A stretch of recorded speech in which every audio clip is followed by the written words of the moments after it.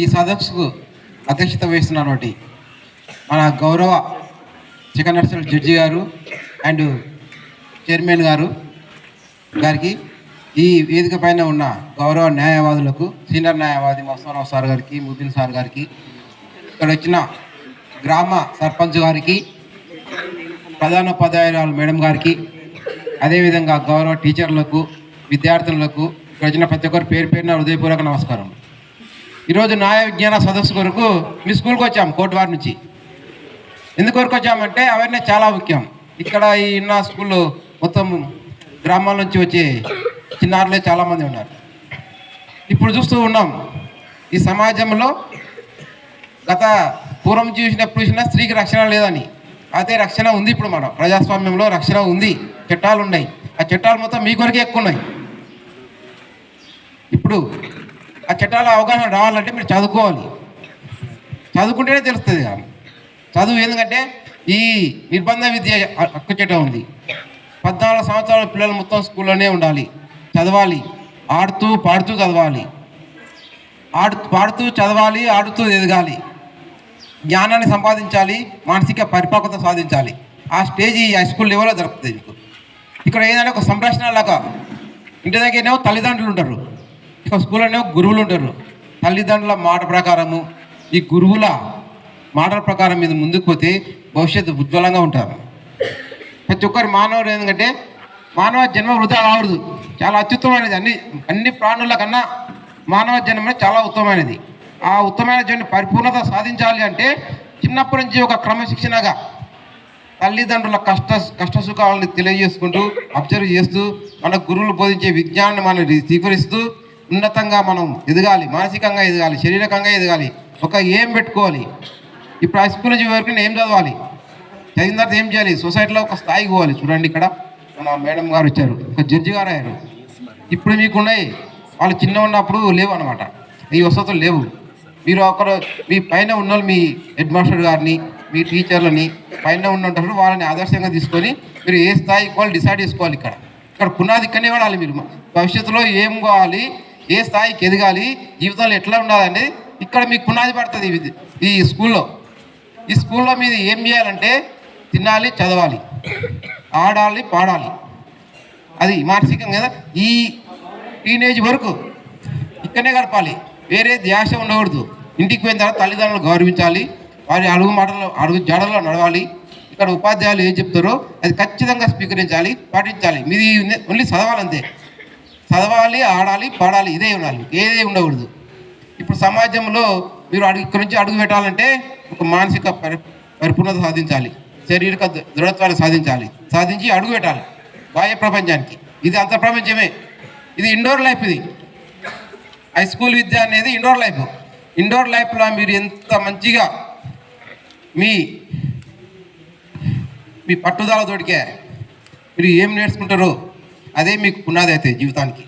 అంతమంది ఆ విధంగా రూపుదిద్దే బాధ్యత ఎంతోమంది ట్రైనర్ టీచర్లు ఉన్నారు.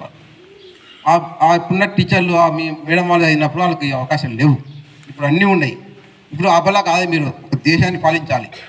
అందరూ చూస్తున్నారు. మీరు ఎవరంటే డాక్టర్లు అయితే, ఇంజనీర్ అయితే, పొలిటికల్ లీడర్ అయితే చెప్పండి, నేను చెప్తున్నారమ్మా. మీరు 30% రిజర్వేషన్ వస్తుంది పార్లమెంట్లో. ఒక మంచి నాయకురాలు మన ఇందిరాగాంధీ గారు మన ప్రధానమంత్రి అయ్యారు కదా, మహిళనే కదా. ఎంతమంది రాష్ట్రపతులు అయ్యారు కదా. ఇప్పుడు మన ప్రధానమంత్రి మేడం గారు కూడా మహిళనే కదా. ఒక పొజిషన్ తీసుకోవాలి. మీరు కూడా ఎదగాలి, రాజకీయ నాయకులు కావాలి. ఎందుకు కోరుకోరు మీరు? 30% రిజర్వేషన్లో చాలామంది చదువుకునే వారు ఉన్నారు. మీరు ఒక ఏఎం తోటికి IAS IPS కొట్టి పొలిటికల్కి వచ్చిందనుకో సమాజాన్ని చక్కదిద్దే పవర్ మీ చేతిలో ఉంటుంది. ఖచ్చితంగా ఇక్కడ ఏంటంటే నిర్బంధ విద్య 14 సంవత్సరాల పిల్లలు మొత్తం చదవాలమ్మా. అది భారత రాజ్యాంగం మీకు కల్పించిన హక్కు. మీకు ఈ వ్యవస్థలో ఏమైనా ఇబ్బంది ఉంటే ఫస్ట్ స్కూల్లో అయితే ప్రధానమంత్రి మన ప్రధాన ఉపాధ్యాయులు మేడం గారికి క్లాస్ టీచర్తో అటాచ్మెంట్ ఉండాలి. ఏదైనా క్లాస్ టీచర్ అంటే ఇంటి దగ్గర తర్వాత బాధ్యత నిర్వహించే క్లాస్ టీచర్, వారికి అటాచ్గా ఉండండి. వాళ్ళ దగ్గర ఒక ఫ్యామిలీగా ఫీల్ కాండి. మీరు ఎప్పుడు భయం అనేది ఉండకూడదు. జీవితంలో భయం ఉంటే ఎప్పుడు ఒక ముందడుగు చేయలేమమ్మా. మీరు ఎప్పుడు భయపడకూడదు. ఏదైనా ఓపెన్గా ఉండాలి, అడగాలి, క్వశ్చన్ చేసే తత్వం ఉండాలి, మీ లోపల తెలుసుకునే జిజ్ఞాస ఉండాలి. పట్టుదల ఉండాలి. అప్పుడే మీరు పరిపూర్ణత జీవితానికి ఎదుగుదల ఇక్కడ పోయి ఒక ఉన్నత స్థాయిలో చేరుతారు. ఎట్టి పరిస్థితుల్లో మాత్రం మీరు ఈ పక్కన వాళ్ళని మాత్రం ఇబ్బంది పెట్టదమ్మా. ఎందుకంటే వాళ్ళు మీ చెల్లెళ్ళు అక్కళ్ళు. ఇప్పుడు మీరు పెద్దవాళ్ళ చిన్నపిల్లలు ఇబ్బంది పెడతారనుకో, అది వాళ్ళ మీద మానసికంగా దెబ్బ పడుతుంది. మానసికంగా పడితే ఆమె తిరుగుతుంది ఈతున్న ఫీలింగ్ తోటి ఆమె అంటే చదువు మీద దృష్టి ఉంటుంది. మానసిక వేధింపులు ఉండకూడదు, దానికి కూడా చట్టం ఉంది. మానసికంగా వేధించే వాళ్ళ మీద చట్టపరంగా చర్య తీసుకుంటారు. ప్రతిరోజు ఆ పాప చిన్న అని చెప్పి ఎక్కిరించడము ఏడిపించడం చేస్తే అనుకో, అది అన్న ఒకవేళ ఏమన్నా పోలీస్ స్టేషన్ కంప్లైంట్ చేస్తే అనుకో, అది కూడా నేరం అవుతుంది, కేసు అవుతుంది. దయచేసి ఎప్పుడు మన తోటి వారిని అక్కా చెల్లెల్ని ఎప్పుడు వేధించదన్నమ్మా. ఇది ఒక్కటి దృష్టిలో పెట్టుకోండి. ఇది ఒక కుటుంబం, ఇది ఉమ్మడి కుటుంబం. ఇంటి దగ్గర పోతే అమ్మ నాన్ననే కనిపిస్తారు.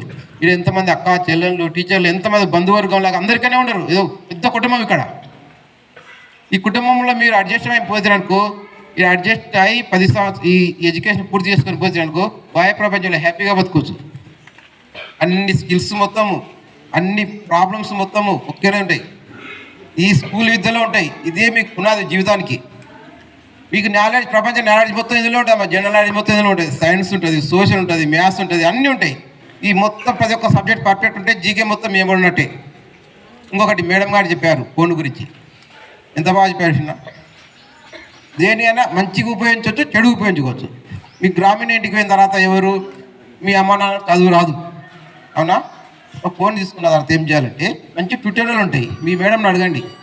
మీకు ఇంగ్లీష్ రాకపోయినా కూడా మంచి ఎంత మంచి చెప్తామంటే అంత మంచి ట్యూటోరియల్ క్లాస్ ఉంటాయి. అందులో మంచి యాప్ను తీసుకోండి. మీ మేడం గారు అడగండి, క్లాస్ టీచర్ అడగండి. ఇంటికి పోయిన తర్వాత కరెంట్ టీచర్లు రెడీ లేరు కదా, నేర్చుకోవచ్చు. అక్కడ ప్రతి ఒక్క సబ్జెక్ట్ నేర్చుకోవచ్చు. ప్రపంచము మీ చేతిలో ఉన్నట్టు మొబైల్ ఉంటే దాన్ని మంచిగా ఉపయోగించుకోవాలి. మంచిగా ఉపయోగించుకోకపోతే నష్టం అయ్యేది మీకే. మీరు అవేర్నెస్తో ఉండాలి. ఎందుకంటే ఇప్పుడు బాలికల్లో పెట్టడం చాలా సంతోషంగా ఉంది. మీరు ఎంత యాక్టివ్, చాలా యాక్టివ్ ఉన్నారు. మేము నిన్న ఒక స్కూల్కి పోయాము. అక్కడ ఇక్కడ వాతావరణం చూస్తే ఇక్కడ ఒక కుటుంబ పోషణలో ఉన్నట్టుందండి స్కూల్. ఇక్కడ అబ్జర్వ్ చేసాం. ఆల్రెడీ చాలా స్కూల్ తిరుగుతున్నాము. ఇంత యాక్టివ్ ఉన్నారంటే మీ పైన మన టీచర్లు ఎంత దృష్టి పెట్టారో, వాళ్ళు ఇంత జాగ్రత్తగా చూసుకుంటారో అర్థం అయిపోయింది. ఇంత మంచి వాతావరణం ఉంది, మంచి హెల్తీ వాతావరణం ఉంది. మీరు ఫ్రీగా ఏం కావాలో చదవండి, ఆడండి, పాడండి. ఆడుతూ ఎదగాలి, పాడుతూ చదవాలి. బడిలోన ఆటుందిరా చిన్న, బడిలోన పాటుందిరా, ఆటుంది పాటుంది అమ్మ మాటలు వింటే ఎంతో మేలుంటుంది. క్లాస్ టీచర్ చెప్పే పాఠాలు వింటే ఎంతోనే బాగుంటుంది. బడిలోన ఆటుందిరా చిన్నారి, బడిలోన ఆటుందిరా అని ఒక పాటని కొంచెం వేరే పాడాను. ఇప్పుడు పాడుతూ ఆడుతూ ఎదగాలి. ఇప్పుడు చిన్న ఉన్నప్పుడు మాకు అట్లా లేదు నినాదాలు. ఇప్పుడు మనకు ఎఫ్ఎఫ్ ఉండేవి కదా, కొన్ని ఉండేవి కదా సార్. అవి నినాదాలు ఏంటంటే మానసిక ఉత్సాహాన్ని కలిగించాలి, విద్యార్థులకు ఒక ప్రేరణ కలిగించాలి, అంతే యాక్టివ్నెస్ చేయాలి. పాఠాల ద్వారా కూడా కొన్ని పదాలు అంటే అమ్మానురా చిన్న, ఈ అంటే ఇల్లునురా అనే కదా. అట్లా ఇంత మంచిగా ఆడుతూ పదగాలి. ఈ లైఫ్ తిరిగి రాదండి. బాల్యము తిరిగి రాదు. ఏజ్ విరక్తి పొంది ఉంటాం, ఇంకా బాధ్యత పెరుగుతూనే ఉంటాయి. ఈ లైఫ్ తిరిగి రాదు. ఈ లైఫ్ 100% ఎంజాయ్ చేయాలి. ఆడుతూ పాడుతూ ఎంజాయ్ చేయాలి. జ్ఞాన సంపదను వెంబడించుకొని పోవాలి.